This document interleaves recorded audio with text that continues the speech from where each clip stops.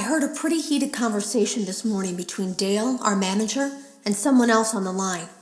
It really feels like this project is in trouble, in no small part because of the lawsuit, I'm sure. There has to be a lawsuit, there's no way there isn't. It happened in this building just a few doors down from me. I think it's made worse by the fact that Jeremy tried to tell us something was wrong. But as a dev team, we all just saw it as a challenge to find what the problem was and fix it. Who could have known that? I have to go. The drawers have been emptied out. Someone was here. I don't think it was spring cleaning either. No, there was plastic on the floor.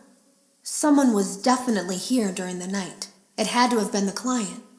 I mean, they sent us that stuff in the first place with no explanation, told us to scan it, said it would expedite the process so we wouldn't need to program any pathfinding ourselves. It was a budget thing, I guess. It was just junk. Circuit boards and things like that. Looked pretty old. Somehow, though, there was usable code on some of it. It seemed to take hold by itself. Things started changing. But then, he started appearing. At least that's what Jeremy said. I came in early that morning. No one else was there. At least that's what I thought. The supply room was lit. I didn't even notice Jeremy standing in the testing room as I walked past. The supply room was so bright, glowing from all the way down the hall. Jeremy complained of nightmares when he came in this morning. He wasn't talking about it like someone telling a friend about his dreams, though. He was pale, looked like he hadn't eaten in days. He spent an hour talking in Dale's office, but it didn't look like he was given much sympathy. When he came out, he went directly back to the testing room. He doesn't even jump anymore. Nothing scares him. He just stands there like he's talking to someone. Sometimes he rocks from side to side. We were told to leave him alone. I knew I was in line to do the testing next. They'd been prepping me for it. I guess they knew that Jeremy would need to be replaced soon. You can always tell when a company is getting ready to fire someone. They start giving out written warnings for silly things, making sure to build a paper trail and make a case for a firing. Things that normally no one would care about suddenly become grave offenses, all worthy of being written and documented. I guess it works two ways, because it also encourages a person to quit rather than be scrutinized so heavily. I think Jeremy was too far gone to consider that option, though. The thing about it is that I don't think they were going to fire him because of anything he was doing wrong. They just knew he'd seen something. They needed to discredit him. There was something that looked like a Halloween mask laying on the floor. I didn't understand. Ink must have spilled. It was only then that I heard a shuffle from the testing room and realized Jeremy must be there. I went back and peered in the window. I couldn't see his face. He had the visor covering his head. He had ink spilled on himself as well. The front of his shirt looked black in the dark room. He turned his head in my direction, but I don't think he knew I was there. Have you ever heard of a guillotine paper slicer? It sounds made up, but it's an actual piece of office equipment. I didn't even know we had one in the supply room. I guess they're more common at businesses that do a lot of graphic design work. I remember seeing one when I was still in school, and even then, I knew how dangerous it looked. I was always afraid of losing a finger. That seems so silly now. Jeremy used to do design work. I guess that's how he knew it was there. They lied to us. They lied to all of us. They told us that the whole point of this VR game was to undo the bad PR done by a rogue indie game developer who supposedly made up a bunch of crazy stories that tarnished the brand. But that's not true at all.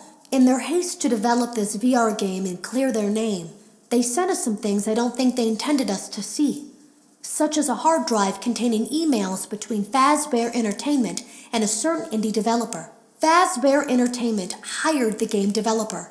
Those indie games were designed to conceal and make light of what happened.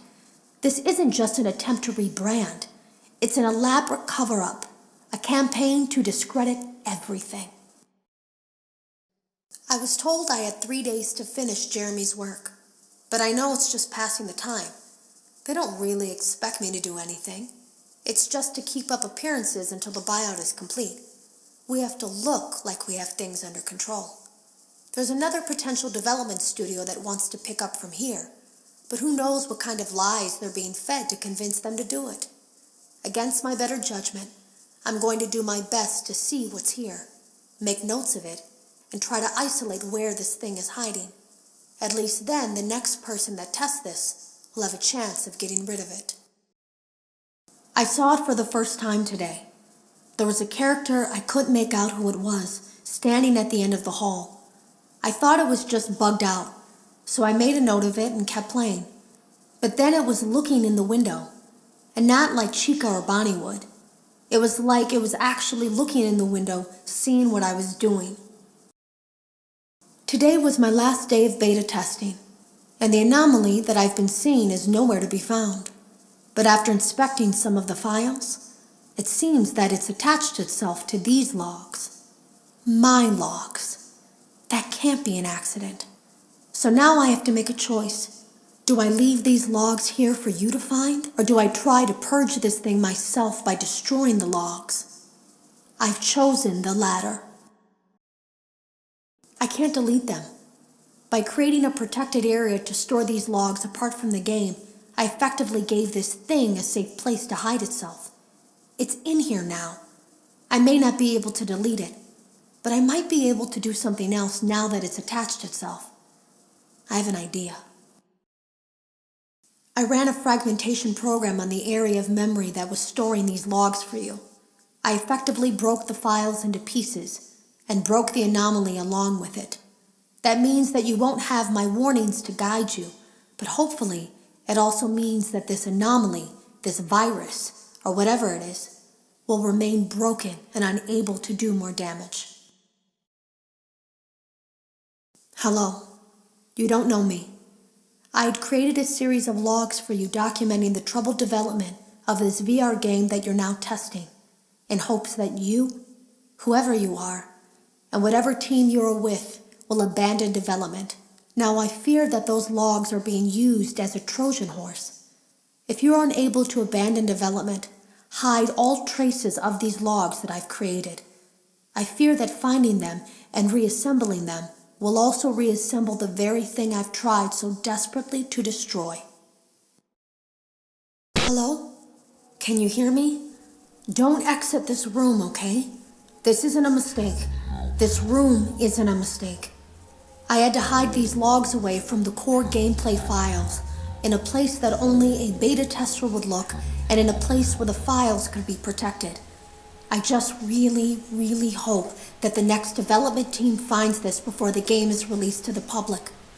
This game has some kind of malicious code in it that we haven't been able to fully contain or even understand for that matter. We're over budget and out of time. But that's not the reason that we're shutting down. Listen, I have to keep this short so the file size will be small enough to fly under the radar. There are more. They may not be in order. There is a way to kill it. It wants to escape through someone plugged into this game. That's you now. You have to let it begin the process of leaving through you. Then use the disconnect switch that I've embedded by the main stage. Let it approach you. Let it begin to merge with you. Play the music and flip the switch. That will cause a hard restart of the game and flush the memory, effectively killing it. I hope. I don't know when it will come for you.